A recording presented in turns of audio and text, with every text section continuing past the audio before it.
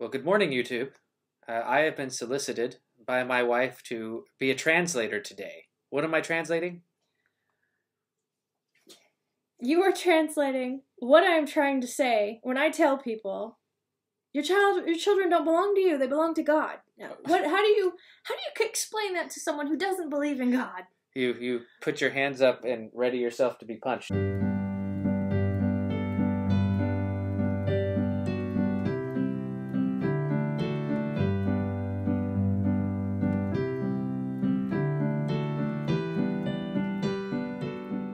Your child does not belong to you. Your child does not belong to the state either. As far as the state is concerned, your child belongs to you. But as far as you are concerned, your child belongs to God.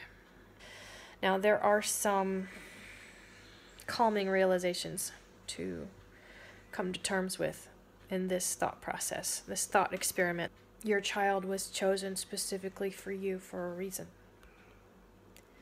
I believe that each spirit is unique and that there is a mutual benefit.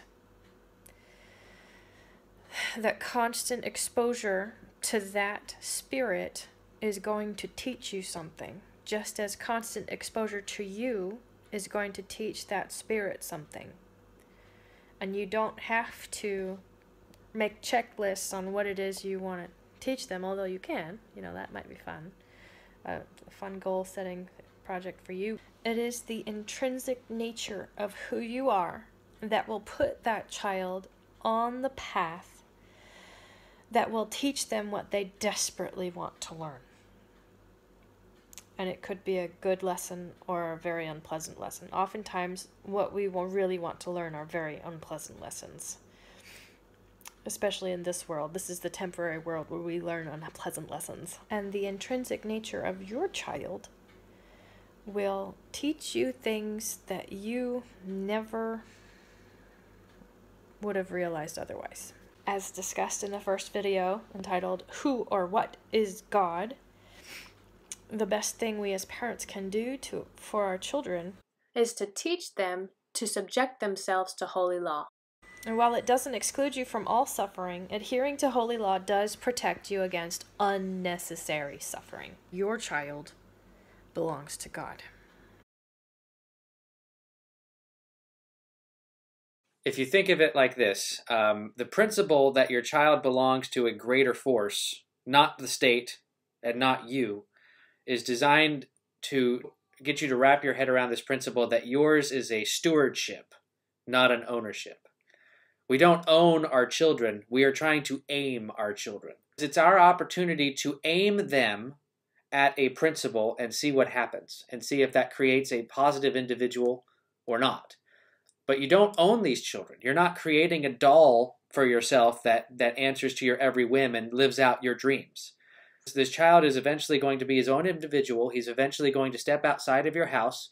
The consequences of his behavior will belong to everyone, not just you. And so one of your goals is to create a person that when he leaves your house, he makes the world better, not worse. When we say your child belongs to God, it's because that we believe that God is a perfect embodiment of good principles.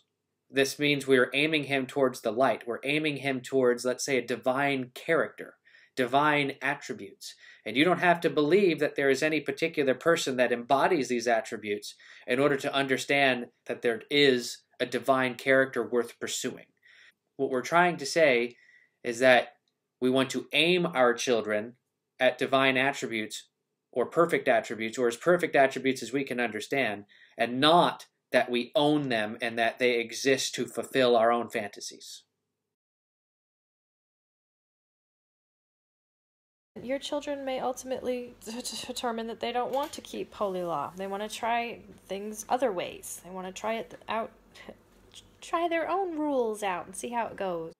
Our job is to allow them to experience the natural consequences of their decisions in as safe and thorough a manner as possible. We must allow them to feel the consequences of their choices as the first and most potent deterrent to unhealthy behavior. For example, liars are not worthy of trust. Allow them to feel poignantly the powerlessness awarded to the untrustworthy when they choose to lie. Do not allow your overmuch love for your children to shield them from learning. Ultimately, it's their decision. Only they can walk themselves into heaven. We can't carry them in as much as we may want to. We can only show them the way and do our best to walk it ourselves, meaning the path. We can walk the path ourselves and hope that they follow. Acknowledging and remembering that they are God's children and not yours keeps you accountable to God for how you choose to treat His children. It is also a comfort to know you have access to divine assistance in this effort. You were not left to parent alone. Ask for help. One of the principal reasons we have children is because we see the world in a certain way, and presumably the world would be better if more people saw the world that way. Amen. No. As you walk the path of truth and righteousness back to God, you will learn and know the right way to go and the right things to do to help teach your children. He is right there with you in this effort. Amen.